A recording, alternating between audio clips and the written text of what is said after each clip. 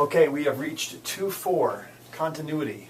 All right, we are talking about continuous functions because if we know a function is continuous, we can make life a little bit easier for us when it comes to finding limits. So, the definition that you really want to tune into is right there at the beginning of the section, that a function is continuous at a number a if three things are true, okay? That a exists, all right? That just means that it's in the domain, okay? If it's not in the domain, it's definitely not going to be continuous, right? That's if you've got an asymptote or a hole or something like that. It's also important that we have the limit as x approaches a of the function also exists, okay? So we've got to be able to find the limit and have it be something that does exist. Then the third part really fills in the fact that you can sometimes have those limits like you did in the quiz where you've got a hole and we can approach that limit from either side, but the function itself has a different value somewhere else. So we need to be sure that the limit as x approaches a of f of x is equal to the actual value of the function, that we bring that hole down and fill it in so that the value we get isn't some jump spot up above, so that as we approach from either side it actually is that value. That is a critical point. Okay? So a little example just to show you how it all works.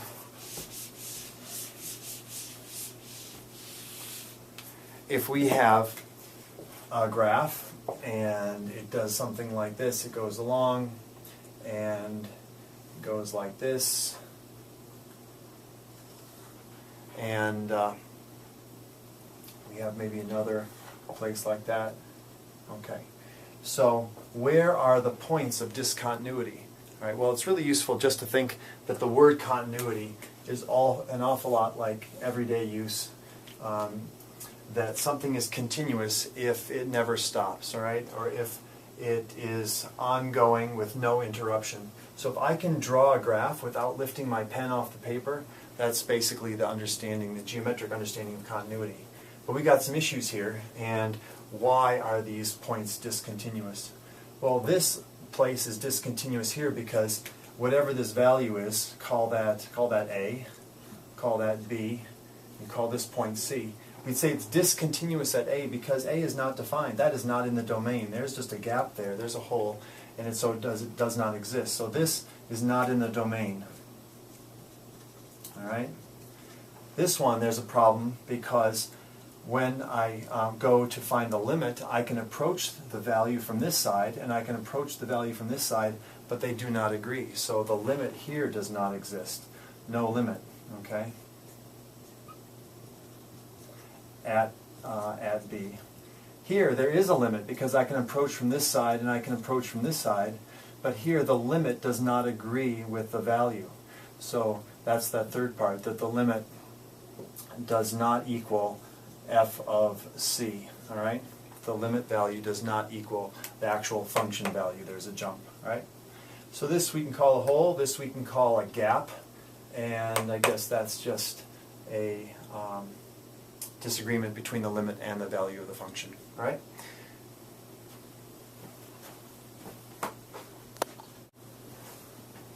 Okay, here's a pretty straightforward example like you might see in the book. It's actually problem number 31.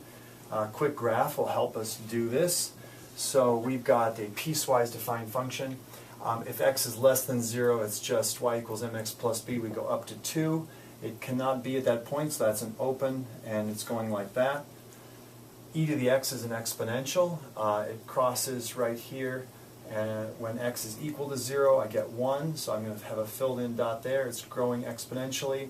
And it goes up to, when x is 1, e to the 1 is somewhere around 2.71, so go up to about there, and that's equal to, so that's a filled-in dot. And then here it's a slope of negative x, aiming for 2, but that's when it's greater than 1, so I plug that in and it's going to be open circle about there, and going down that way. Alright, so these are just two linear and an exponential equation. All right, so where are points of discontinuity? Well, the points of discontinuity, as we've been thinking, is where we lift off a pen to redraw this. So discontinuity at 0, and this is 1 right there. So you could say discontinuity at x equals 0 and x equals 1. All right, but they also want you to talk about from the right or from the left, or else say mathematically why that is. Here the problem is that when I come at it from the left and come at it from the right, the limit at 0 does not exist. So the limit does not exist. That's the same reason right here. The limit coming from the left and the limit coming from the right do not agree. So that is why there's discontinuity there. It is not continuous purely from the left here because of the hole, that I need that when I get to that spot to have that value agree.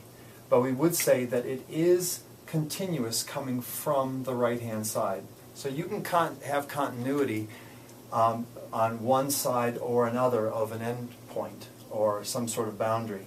So we'd say it is continuous coming from the right towards 0. So it is also continuous coming from the left as we get closer and closer and closer to our value of 1. But it is not continuous as it comes from the right, getting closer and closer to 1, because this hole here means that the function value does not agree to the limit value. As the limit gets closer and closer to 1, it's approaching at point 1 comma 1. And because of the hole, those two values do not agree. All right? That'll get you started.